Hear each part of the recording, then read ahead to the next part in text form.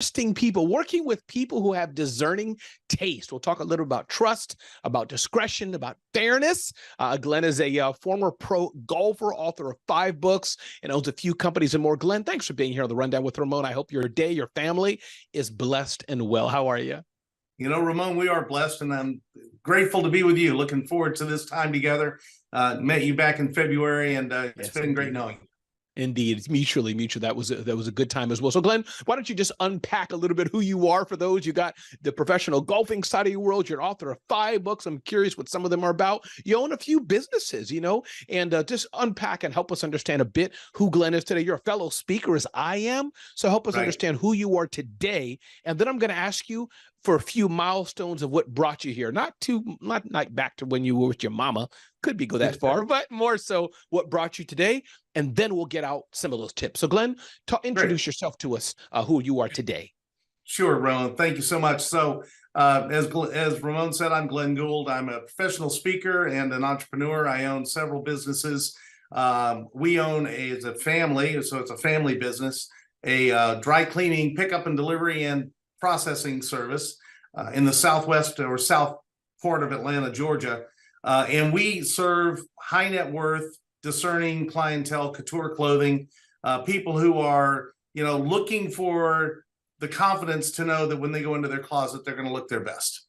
And my history is I worked in the Chamber of Commerce industry for 10 years. So that put me in contact with a whole lot of high net worth business owners and people who are constantly trying to find that next opportunity, how they can connect with people and learn from other leaders. And then before that, as Ramon said, I was a golf professional for a number of years. And there's a huge difference between a pro golfer and a golf professional. They make substantially different amounts of money for starters, but a pro golfer plays for a living, and a golf professional teaches the game and works at a local country club. And that's what I did for 10 years. And that gave me access. And really, it's kind of like the barber. You go to the barber and the person sitting in the chair just kind of spills out everything. Well, when you're teaching a high net worth, a business leader, a community leader, golf, you talk a lot about non-golf things. And so I learned a whole lot during that career, just an amazing experience. And that's kind of been my story, is I've just had unusual access to people who are successful. And that's kind of what I speak about. And what I do is I teach people what I've learned so that they can take the shortcut that I've been able to take. I love it. So since you are what is it, golfing professional? That's the right word to use for you? Golf professional, yes. Since you are a golf professional, give us 1 or 2 tips. I'm just curious right now. I'm going away. I'm going to Dubai. I know nothing about golf, or pretend I know a little bit. Play with me here. I'm going off and your time, and it's like, Ramon, before you go, what are you telling me? What are the 2 or 3 things you're like, Ramon, wait, let me tell you this. What are you telling me, Glen? Well, I'm assuming that would be for a business trip. You're going to play with other business people. Set up the scenario. If you don't know a whole lot about golf, my first lesson would be, whatever you do, keep up. Just number 1. Okay. Number 2 is don't forget the number 1 thing I learned in golf, and this is one of the interesting things. Most people think they're supposed to make par, because that's what, Well, if you look in the definition of par in the rules of golf, it is the score that an expert would be expected to make. You're not an expert. Don't expect to shoot par. Don't get down on yourself. Have fun with this game. It's just a walk in a beautiful scenery with, friends, and just treat it that way. And then the third thing is that remember that the object of the game is to get the ball into the hole. Okay, so if you need to pick up to keep up and then go up to the green and drop your ball down and putt, go ahead, but finish the hole. Enjoy the opportunity to be in that group of people, because really it's about the experience, not about the game. Ooh, I love it. With that, I think I'm going to go. My plane's leaving now. I'll see you later. I'll send you some TikTok videos. I think you ought to go. I think it sounds like a lot of fun. Indeed, Glen, thank you so much. So, Glen, let's talk about this. One other question I do want to ask is about your books. What are the name of some of them, or all of them? Are they all different? Give us a sense of what this body of work is about. 5 books is a good number of books. Myself, I have 5 books, and that's not easy. That's a mature market of knowledge. Talk to us through some of them, some of the names, or all, whatever you like. Sure. So, I ended up writing books because when I first started speaking, I bought into that whole thing of, hey, listen, if you're going to be a speaker, you got to write a book. right? And Me too.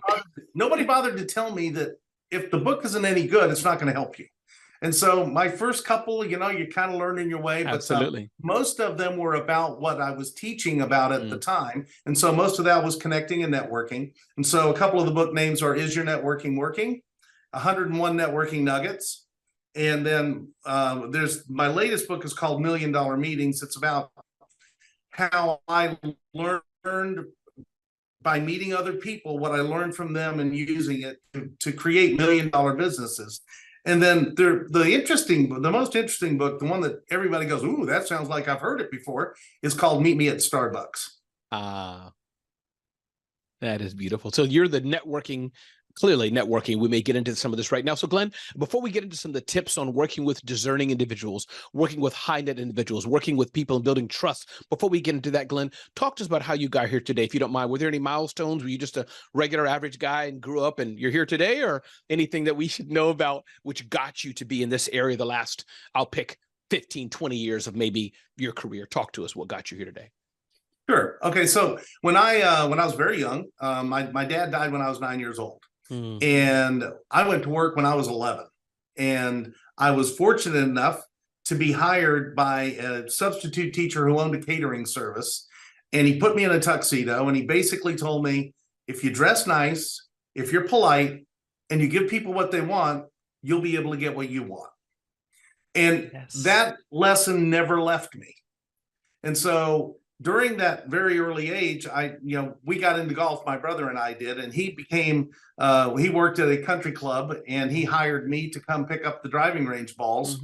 And remembering what I was told, to be polite and give people what they want, they'll give me anything I want. That's right. The people at the country club were just like that. They were marvelous people, and tremendous amount of value of knowledge. And so that I graduated into, being a golf professional. And once I left that industry, I moved into the Chamber of Commerce industry. But there was a little period in there where maybe things didn't go so well. It might have been a couple of those businesses I launched that didn't do so good. Of course. Yeah. We don't need to talk about those, but anyway. That's part of the journey of entrepreneurship. Just to underline that, it's part of the journey of entrepreneurship. Please go ahead. That's right. That's right. And so I did learn a lot during that period, but then got into the Chamber of Commerce industry. And there was a lesson that I learned there, because chambers of commerce are typically involved in economic development. And this is something that I think is really important for all business owners, because most of us are taught that people will choose us. But today, with so many options and so much speed, what really happens is they're looking for a way to not choose us. They're looking for a way to eliminate us. And so if we can find a way to not be on the elimination, are you like everybody else? Oh, you're eliminated. Are you not speaking about what I want to speak about? You're eliminated. Do you have political views that you're sharing that maybe, you're eliminated, right? If we can eliminate being eliminated instead of trying to be chosen, that was a huge lesson to learn in that industry. I love it. And Glen, it's amazing how in synchronous you all are. You and I are. I have a little tip I share with young people, not exactly your tips, but I love it. Dress nice and smile, be well. You just be a nice person, Glen. Life is not that difficult, but thankfully for you and I, we're around enough. I say this respectfully, morons, you and I can thrive, because everybody else, not everybody, but around. So that's one. And I love the thing that you said also about this last tip. I think it's powerful. It's really, really, really powerful. So Glen, let's jump into it. Glen, talk us about the aspect of what can we learn from you in your experience working with, again, what I'll call discerning people. Everybody's the same. Everybody wants food, clothing, and shelter. But there are some people, and I must say, you and I could be like that a bit. I'm blessed. I have my needs met. I'm doing okay. Yeah. But what does it mean to build the trust, to work in this world? How do you, and as you told me offline, these are not mean people, not nasty people, but they've achieved some things in life where they can expect a certain status of things. And in a good way, I like to fly first class. No shame. And you should. Call me a bit bougie. Yeah, call me a bit bougie, but I've earned it. So talk to us, Glen. How do we serve those people? And in fact, using your words, to get what we want. How do we do this? What are you telling your team even? Well, one of the things that we talk about quite a lot is that we talk about that let's just talk about in the dry cleaning business. We talk about the fact that we're selling confidence. That's really what we're selling. We're selling the idea that those people know that they can walk into their closet and they can look their best because we serve them the way they wanted to be served. And that's the second thing we talk about. It's not necessarily giving them what we want them to have. It's more about giving them what they want to receive. And so, you have to understand that everybody's not going to want things done the same way.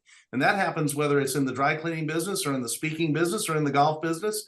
You have to understand that people no longer want you or to give what you want to give. They want to receive what they want to receive. Now, when you talk about the high net worth people and the people that we deal with a lot, they're very particular, but they're incredibly fair. And they're even more than fair, they're understanding. And if you just communicate, and that's the thing that most people don't do anymore. We've gotten into this texting and emailing, and we pick up the phone and we call people and we say hi and we talk to them. We have a thing called just because calls. We call just because you're our client. That we don't have an agenda. My dry cleaner has never called me. My dry cleaner has never called me in my life. Right. Ever. And so we, so we have to do that. And they probably should have called you to tell you something wasn't ready, because that's one of the other things, right? But what we've done in building our business, and this was kind of coming back to what you just said, we looked at the business and said, what are the things that really irritate the client? Let's not do those. What are the things that everyone's doing? Let's not do those either. Let's just stand out. Let's be totally different. Let's be something that they don't expect. We interview, like this right here, we interview our clients. We've got a young man who is kind of a Frank Sinatra-esque singer. He's only 27 years old, and his name is Tommy Ward. Well, we brought him in here. We interviewed him and let our customers and our clients know this wonderful talent that's out there. We've got a wonderful butcher shop in town. We interviewed her. And then of course we do a lot of things in the community as well. But more than anything, I was listening to something that you recorded. I don't remember when it was, several months ago, but I think it was a talk of some sort. When you're on stage 8 thing, you were sharing 8 tips. And one of them was be enthusiastic and be different. Don't be the same, right? And so that's kind of that's our approach. Yes. I like what you said. Let me go back. You shared this before you shared this, but this aspect of don't be eliminated, Glenn. I think it's so important. Even talking about the most simplest thing. I work with a lot of freelancers. When I get 50, 100, 1,000, it's too much, Glenn. But the easiest thing I can do is eliminate. It's harder to choose, but you know what's easiest? Great. She did this. Great. He did this. Great. He said, hey, comma, because he copied and pasted that to everyone else. Eliminate. Meaning, could be a great guy. It could be the person I need, Glenn, but it was so easy for me. Yeah, so easy for me to say, great. For these simple reason, I can eliminate. Now my brain can focus on the other 10 who are amazing. Does that make sense? That's the point I wanted to bring also when you talked about that. Don't be eliminated. Precisely. That's exactly. I mean, when I was talking about learning that in the economic development world, people will come to a community thinking about moving their headquarters or building a new plant or whatever to that community. They won't tell anybody they're there, and they'll go eat at the local restaurant. They'll go driving around the schools. They'll do whatever, and all they're looking for is, okay, the schools don't seem to be so good. This city's out. Somebody was rude to me, handed me their food. This city's out, and that's what they do. And just like you said, it's much easier to eliminate than it is to choose. And so if you can get it down to a manageable amount of people to choose from, yeah, you're right. You might miss out on the perfect one, but we just don't have time to dig that deep. Yeah, for sure. Glenn, how do you and your family, how do you all train your team? Because Glenn and his brother, his uncle, his sister, you all are invested in it. You can't go everywhere, and neither should you. You're building a business. So that's, right. You and I know that's not scalable. How do you tell the person you just hired today, Glenn? How do you tell that three-year employee in your company who's maybe her name is not on she doesn't own the business, but how do you get her to take the care and the tenderness and model what you need to do to grow a business? How do you do that, Glenn? What's the secret? And maybe there is no secret. Yeah, I wish I was as good as you just outlined it. I think that everybody thrives for that, right? But one of the things we do is the first thing we do is sit down with anybody we've hired, and we're a little different. Once again, we don't let anybody fill out any paperwork before we've already hired them, and we tell them, we think you ought to be paid to fill out the paperwork. You don't have to pay to fill out the paperwork. And then we sit them down and we say, The number one thing you need to know about this company, the one thing that makes it work is we believe that everyone that comes in contact with our company should have their lives improved. It's as simple as that. So if you're driving one of our vans and it's got our brand all over it and somebody wants to cut in front of you, let them.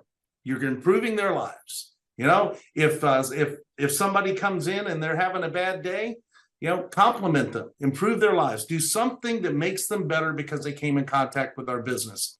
That's even before they touched a customer, Glenn. I want to underline this. Oh, yeah. This is nothing to do with, I thought you were going to go to, when we go to the door, we knock twice and step back and smile and put a little button. No, you're not even there yet. You're like just in the parking lot at McDonald's when you're on break. If you're, I mean, ideally they shoot all the time, but going back to the business, they're in our van. Do it this way. I love that, Glenn. Go ahead. I love that. And so I mean, and that comes down to the employees and the vendors too. I mean, you know, an employee who works here should have their lives improved because they came here. They're improving our lives. Why shouldn't we give them the exact same thing? And then our vendors, you know, we owe it to them to improve their situation. We owe it to them to pay them on time. We owe it to them to not get overextended. And if we do, to tell them the truth and let's talk out about how we're going to fix this. We just owe I'm just so laser focused on the idea that we were put here to make people's lives better. I don't know who said it and how they said it better, but I know that there's a quote out there, you know, I think it may have been Einstein even, that, you know, believes that the only purpose of man is to make fellow man's lives better. I really believe that. I think that's why God had us here. Yes, yes. Glenn, it's amazing how you and I are so similar. I was being interviewed yesterday in a podcast. Our mutual speaker friend, Arjun Sen. Yeah. Yes, and in Houston, I believe he is. And we went through a similar track. He was interviewing me as I'm interviewing you. Our words are so much aligned, Glenn, because yes, I have a business. I want to make money. I have revenue generation of wealth, all those transactional things. But beyond the basics, what the other famous guy, you know, clothing and food and nourishment. Yeah. I want to make the world a better place. Exactly. I mean, what else am I going to do? What else am I here for? I love this, Glenn. Talk about a difficult thing, Glenn, meaning difficulty in your business. Client says you ruined her skirt. Client says you didn't come on time. Client says you said it was $75, but you charged her $77. Take whatever scenario you want, egregious or simple. What happens, Glenn? What's the training? What do you do? Client's pissed off. She's angry. Mr. Gould, gave you 72 of my leather socks, and I only see 70, or you just ruined them, or whatever. Walk me through whatever scenario you want. But what happens with conflict? It's interesting. You should say that because it does happen, especially for dry cleaners. It doesn't happen as often for us, but it does happen. Yeah. And I'll give you a great story. Not a great story. It's a horrible story, but it's the story. We have this high maintenance client, and he also gives us a lot of restoration work. He runs a restoration company. So he's a very big customer to us. And when he comes in, he brings in, you know, like 80 pieces for himself, and he needs it all tomorrow. Right. Yeah. I got to have it all tomorrow. You know, that's right. He couldn't take it everywhere. What are you going on a steamer ship? But anyways, but he has to have it all back tomorrow. Well, I delivered some clothes to him a couple of weeks ago, and he called me up the next day. Or didn't even call me. He just sent me a picture of a Versace robe that had a tear in the back of it. And it's like, and so my first thought is, how in the world did this? No, wait, I delivered it. How in the world did I let that happen? You know, how did I let that happen? Right now, I don't look at every garment, and nobody does when they deliver it. But how did it get out of our building?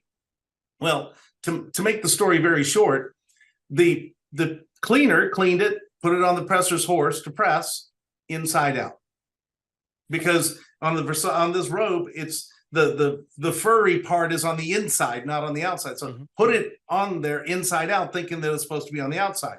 Presser presses it, hangs it on a hanger, sends it over to the sorter. The inspector looks at it. It's hanging with the rip on the inside now. So it looks fine. They didn't notice anything.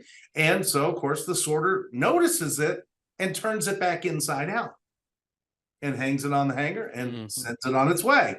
So anyway, long story short, this is what happens. You know, number one, you're taken care of. You say we ruined it. We believe we take responsibility the moment you put it on your porch, not when we get it.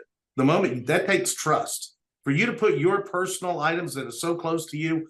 in a bag and put them on your front porch and believe we're coming, Yeah. that takes trust. Wow. Number two is it's our responsibility until it's back on your body. Okay. Not in your closet, back on your body, because things happen. It might be 3 or 4 weeks before you look at that garment. So you're taken care of. And I wrote them a check. Now, it's a painful check. It's $1,599, right? Yeah. I don't want to write that check. And you got to clean a lot of shirts to make up $1,599. But the truth is that I wrote that check for me. Yes. Not for him, for me. I wrote it because that's the only way we can do business and continue to keep trust, is that if we say we're responsible, we're responsible. And will somebody take advantage of us? Yeah, I've got one hanging over there where somebody did take advantage of. Of course, absolutely. But when I was growing up, there was a retail store here in town called Rich's. And their policy was we take back anything. And one day, my brother was working at Rich's, and a man came in with a set of Montgomery Ward tires. They were from Montgomery Ward. And my brother went back to the manager and said, what do I do? He goes, give him his money back. He goes, how do I even know? He goes, whatever he says. Because our policy is we take back anything. Right. And that's our policy. If we ruin something, if we disappoint you, if we do something that's not right, we're going to be more than fair. And that's our policy. Simple as that. So if it means writing a check, and when somebody says, hey, it cost me $1,500. Okay, well, it's $1,500. There's 8% tax in Atlanta because I know you didn't buy it here. You had to drive up there. So we're going to write that check for $1,599 to kind of cover your grief and trouble and all that. Absolutely. And you can order it and have it kept, but that's what we're going to do. Glenn, wow. 3 things come to mind for me. I hope I remember them all. One, Dave Ramsey, a very similar type of context. He was saying in his Southern accent, if it comes to me, my team knows, first of all, the customer gets a refund. So don't even bring it, meaning he was saying that's really good. First, if there's any problem, if it comes to my level first, the customer's already out of the picture, meaning all money back, we're paying for the hotel, their flight, whatever. That's not even a question. So he said, before you bring it to me, you do. So that's one. 2, I've been in the same position. I was, was hiring different staff and teams, and we were going back and forth with somebody. She was like, hourly, and when are you going to pay me? I said, look in your PayPal account. I've already given you $100. You didn't do the work yet. This is how much I believe in you. Let's reduce the friction. $100 out of your account. Can we talk now, please? Can we just move forward? So that's 2. Outstanding. Yeah. The third thing I would say is Amazon. Isn't that part of the reason? Forget the $1 billion valuation, if you like them or don't. But we all buy from them, 99% of us, because of trust. We know this little stupid pen, within what? It'll take about 37 seconds. It's 60 seconds, Glenn. Not even human. Me in the chat bot, just a click. I didn't get it. There's no investigation. There's no wait 6 months for us to come to your house. Nope. Great. Money's in your account. Next. Yeah. You mentioned Amazon. I wanted to share something right here, because you're talking about how we trust, and they trust us. That's the other thing. Here's an interesting thing. I just found this out at a conference I was speaking at a week and a half ago. The typical garment that is bought online, either from Amazon or from a direct vendor, typically 2/3 of all of them are returned. And the reason is a lot of people will buy the size above and below to make sure they get the right size. And that's not even taking into account the people just don't like it when they finally got it. So think about all the trust that's required for them to keep the price the way they keep it, to be able to make it the way they do, to get it to us as fast as they do, and to tolerate that kind of return. It's an incredible lesson. Yeah. And it would never work, Glenn, if it wasn't based on trust. I mean, again, not to take away all the fancy, cool AI stuff they're doing, but isn't that why? You, me, everybody, there's not one person, especially in a developing country, you need whatever stupid thing. I broke my wife's coffee mug by accident. What's on our mind? Click. Yep. So sorry. Absolutely solved. We're just looking for solutions. That's right, because we know it can happen. Glenn, what else haven't I not asked you that you wanted to talk about, wanted to share? Again, how do we reach you, Glenn, before we even share that tip? You do a couple different things. What's 1 or 2 ways you want us to reach you? And then I want you to, I have another few questions to ask you. Well, I'm on virtually every social media profile, and it's either as Glen Gould with 1 N, or it's Speaker Glen Gould. And then, of course, I have my personal website, which is glengould.net. That the glengould.com got grabbed before I was smart enough to realize I needed my own, which I know you've been teaching for a long time, right? Yes, sir. But so anyway, so there's that, and then I can be reached by email or heck, it's my phone number. I know it sounds old school, but I'll answer the phone. It's 404-216-8881, and my email is glenn@glengould.net.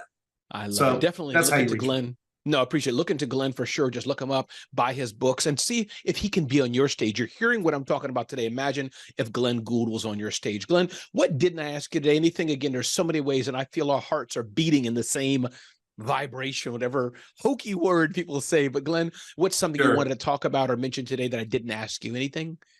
Well, one of the things that a lot of folks who I know that you speak on this, a lot of folks hear this, that you ought to, no matter who you are, you probably ought to have a published book. And you either write it for yourself or you write it for the purpose of being a marketing tool, or hopefully selling it, right? And after writing 5 like you have, I know that you've had some success with yours, and I've had a little bit of success with mine. That's right. But I learned 3 things. So if you're thinking about writing a book, I've learned 3 things. Number 1 is I started out by writing the book for me. I wanted what I wanted out of it. I learned that doesn't work very well. So then the second thing is I learned to write it for the reader. Well, that's great, as long as the reader wants to hear what you have to say, right? That's right. Or as long as you can solve a problem for the reader with that book. I mean, $30 for a book, and I save 6 months of effort. Hey, sign me up, right? It's a cheap investment.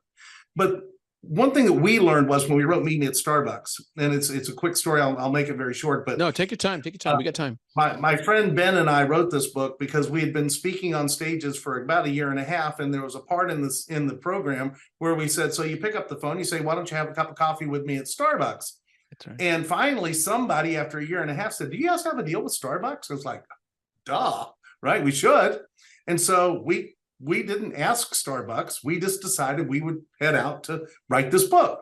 And so we wrote the book, and Ben, my speaking partner, Ben, knew about 75, 80 people in management at Starbucks. He gave it all to them. We just, we sold, we gave away 500 copies to our Chamber of Commerce friends. We sent it to Howard Schultz, gift wrap, on his birthday, Federal Express. Okay. So, I mean, we thought out a lot of different things, and we had a plan, and our plan was, and don't forget what Iron Mike says about a plan, right? Everybody's got a plan until they get punched in the face. But that's right. Our plan was very simple. If they buy the book, let's say they buy 3 copies, or 16,000 stores at the time, we may not be rich, but we are certainly on our way to being well known. And if they don't write it, I had gotten really good at writing press releases at that time. And we presumed that Starbucks would probably, send us a cease and desist letter. And the reason we presumed that is because I wanted to write a book called The Tipping Point of Networking. So I reached out to Malcolm Gladwell, just saying, hey, could I license this or whatever? And I just got bombarded. I mean, they were even saying, don't even say the word tipping point from stage. I mean, it was crazy. And so I thought, okay, well, lawyers are lawyers. So we got this plan. If they buy it, we're getting pretty well known. If they cease and desist us, my perfect press release was, Mega Coffee House wants to grind the little guy. Okay, so I've got him. I mean, I've got him pinned in a corner, right? They buy it, I win. They don't buy it, I win. That's well, right. Most of your listeners will not know me before today. So I obviously did not become well known, and I'm not rich. So what went wrong? And I asked this question to a lot of people, and most people, I'm not going to ask you because I know you probably have seen right through the error, but the problem is they did nothing. And that's the thing that I learned the most about that experience was most people will do nothing. And if you'll just do something, you're way ahead of the crowd. Just way ahead of the crowd. You're one of the leaders. Glenn, it's been great to be with you today. One more time, glengould.net, I believe it is, right? Glengould.net. Yep. Definitely, if you like this insight, Glenn should be on your next stage, or get one of his books, or go take your clothes to one of his dry cleaners, whatever it may be. But Glen Gould, thanks for being here today. And everybody, my name is Ramon Ray. This is The Rundown with Ramon. You can get to know me better at RamonRay.com. See me on Instagram, Ramon Ray Smart Hustle. Email me, connect with me. Let me know how we can serve you. But again, Glen Gould at glengould.net. Thanks for being here, and good to meet you. Well, thank you. What a blessing. You're welcome. Indeed, a blessing indeed. And I can't wait to see you sometime, hopefully back in ATL.